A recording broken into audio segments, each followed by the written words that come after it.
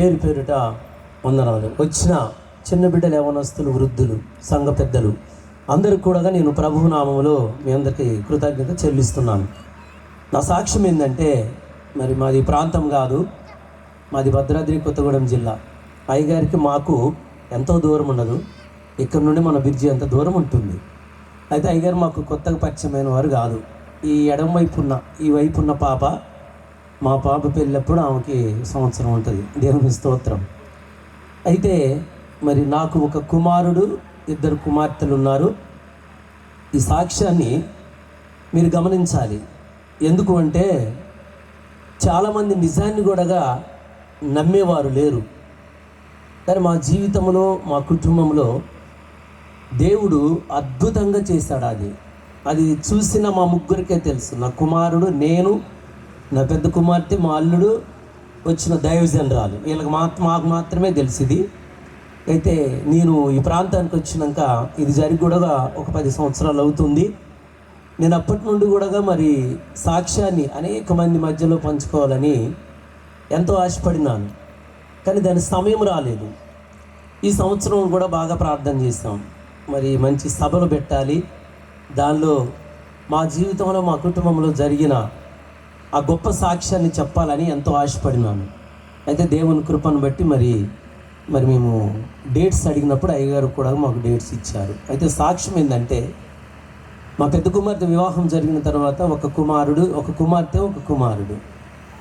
తర్వాత బాబుకి 6వ నెలలో ఆయనకి ఫిడ్స్ వచ్చినాయి. వాళ్ళకి మాకు 200 కిలోమీటర్లు ఉంది. ఈ 200 కిలోమీటర్లో మా పాప నైట్ ఫోన్ చేసి, బాబుకి ఇట్లా అయింది, ఏ హాస్పిటల్ పోయినా కానీ జాయిన్ చేసుకోవట్లేదు అనేసి మా కూతురు ఏడ్చింది. అప్పుడు మా అబ్బాయి నేను ఇద్దరము కారు వేసుకొని తెల్లవారేసరికి అక్కడికి వెళ్ళిపోయినాం. 6 అవుతుంది. వెళ్తే బాబులో చలనం ఇక ఏమి లేదు, ఎప్పుడు ప్రాణం పోద్దో కూడా తెలియట్లేదు మాకు. అక్కడ డాక్టర్లు ఎవరూ చేర్చుకోవట్లేదు. మాది కొద్దిగా సిటీ. నేను అనుకున్నాను ఇక్కడ తీసుకొచ్చి జాయిన్ చేద్దామని. నేను అక్కడి నుండి మేము బయలుదేరాము. మా బాబు చాలా డ్రైవింగ్లో బాగా ఫాస్ట్గా వెళ్తాడు. అదే ప్రకారంగా చాలా ఫాస్ట్గా వస్తున్నాం. మేము వచ్చిన తర్వాత దగ్గర సిటీ ఎంటర్ అయినాము. బస్ స్టాండ్ దగ్గరికి వచ్చినాం. ఇంకా మాకు ఇంటికి 1 కిలోమీటర్ ఉంది, అయ్యగారికి బస్ స్టాండ్కి 1/2 కిలోమీటర్ ఉంది. ఆ బస్ స్టాండ్ దగ్గరికి వెళ్ళేసరికి మా మనవడు నా చేతిలోనే చనిపోయినాడు. ఏమైనాడు చెప్పాలి అందరూ? నా చేతిలోనే ప్రాణం పోయింది. చలనం లేదు, కళ్ళు మూతపడిపోయినాయి.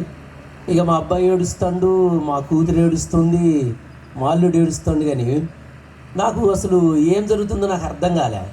ఇదేంటి నా చేతిలో చనిపోవటం ఏంది, ఎట్లెందుకు జరిగింది అని నాకు ఒక ఆలోచన వస్తుంది. ఒక్కసారి వెళ్ళి జనరాలతో అయ్యగారు వాళ్ళతో ప్రార్థన చేపిస్తే బాగు అని నాకు ఒక ఆలోచన వస్తే, మా ఊళ్ళో ఏమంటున్నారంటే, మా పిల్లలు ఇంకా చనిపోయిన వాడిని అక్కడ తీసుకెళ్ళి ఇంకా ప్రార్థన చేయించేది ఏముంది, ఇంటికే తీసుకెళ్దామని మా అబ్బాయిని మేము కూడా అనుకున్నాం. అప్పుడు నాకు అస్సలు మనసు ఒప్పట్లేదు. లేదు, ఒక్కసారి వెళ్ళి ప్రార్థన చేపిద్దాం నడువు అని నేను కారు తిప్పించి స్పీడ్గా వెళ్ళినాము. అయ్యగారు వాళ్ళ ఇల్లు ఇట్లా రోడ్డుకే ఉంటుంది, వరండా దిగితే ఇంకా రోడ్డే. మా కారు సౌండ్కి దైవజనరాలు బయటకు వచ్చింది. అమ్మగారు వచ్చి చూసి ఫస్ట్ సిచ్యువేషన్ ఇది అనుకోలే. అమ్మగారు మమ్మల్ని చూసి ఇంకా అసలు కారు దిగటమే మా అల్లుడు వెళ్ళి అమ్మగారిని పట్టుకుని ఏడ్చిండు. మా పాపకు సరిగ్గా సోయలేదు. మా అబ్బాయి తీసుకెళ్ళి అమ్మగారి చేతుల్లో అక్క చనిపోయినాడని పెట్టగానే అమ్మగారు కూడా అసలు అర్థం కాలేదు, ఇదేంటి ఇట్లా జరుగుద్ది అని. అమ్మగారు కూడా చాలా స్టన్ అయిపోయింది. అయ్యి సరే చూద్దాము, మీరేమి కంగారు పడకండి అని అప్పుడు ఆ బాబుని తీసుకొని అమ్మగారు గదిలోకి తీసుకెళ్ళారు. గదిలోకి తీసుకెళ్ళి పడుకోబెట్టి ఇంక అమ్మగారిగా ప్రార్థన చేస్తావారు. కరెక్ట్గా 10 నిమిషాలు చేశారు. 12 నిమిషాలు లేచి కూర్చున్నాడు. దేవుని స్తోత్రం కలుగునుగాక. ఎందుకంటే ఇది చూసిన నాకు మాత్రమే తెలుసు, మాకే తెలుసు. చాలామంది అట్టెట్ట జరుగుద్ది అని అనుకుంటారు. అయితే ఇప్పుడు మా మనవడికి 10 సంవత్సరాలు. వాళ్ళని కూడా సాక్ష్యంలో ఉంచుదామనుకున్నాము, కానీ మా అల్లుడికి ఆయనకి సెలవు దొరక్క వాళ్ళు రాలేదు.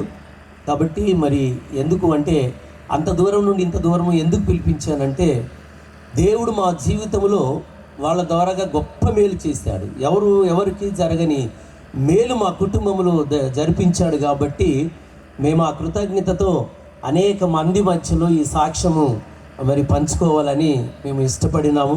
అట్లా చెప్పాలంటే మరి అయ్యగారుల ద్వారా ఎన్నో సాక్ష్యాలు ఉన్నాయి, మంచిది. కాబట్టి ప్రియమైన దేవుని బిడ్డలారా జ్ఞాపకం చేసుకొని, ఎందుకంటే చాలా దూర ప్రాంతం నుండి వచ్చినారు, మరి వారు కూడా ఈ ప్రాంతానికి రావాలని చాలా ఆశ కలిగి వచ్చారు. కాబట్టి మనం కూడా అందరం కూడా ఆశతో దేవుని మాటలు వినాలని మరి నేను మీ అందరిని కూడా కోరుచున్నాను. మరి ఈరోజు ఇంతమంది వచ్చినారు, రేపు దీనికి డబల్ రావాలి. హల్లెలూయా, దేవుని స్తోత్రం. మంచిది ప్రియమైన దేవుని బిడ్డలారా, మరి సాక్ష్యము మరి ఎందుకంటే మరి ఇది నిదర్శనంగా మా ఇంట్లో నా చేతిలో జరిగిన సాక్ష్యము.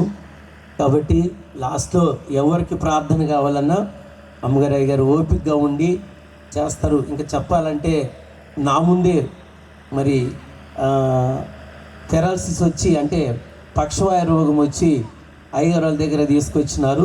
అప్పుడు 7 days ప్రార్థనలు జరుగుతూ ఉన్నాయి. నేను కూడా వెళ్ళి అయ్యగారు వాళ్ళ దగ్గరికి వెళ్ళి అప్స్టేర్లో ఉంది మందిరం, కూర్చున్నాను. అయ్యగారు వాళ్ళు స్టేజ్ మీద ఉన్నారు.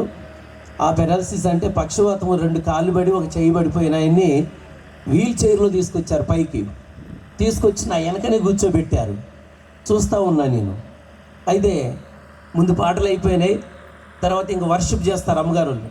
ఆ వర్షిప్ చేసేటప్పుడు ఈ వ్యక్తి లేచి నా ముందు నుండి నడిచాడు. దేవుని స్తోత్రం కలుగును గాక. అలాంటి సాక్ష్యాలు ఉన్నాయి. కాబట్టి మరి ఆశ కలిగి అందరూ ఉండండి. ఎవరికి ప్రార్థన కావాలన్నా అయ్యగారు ఓపిక చేస్తారు.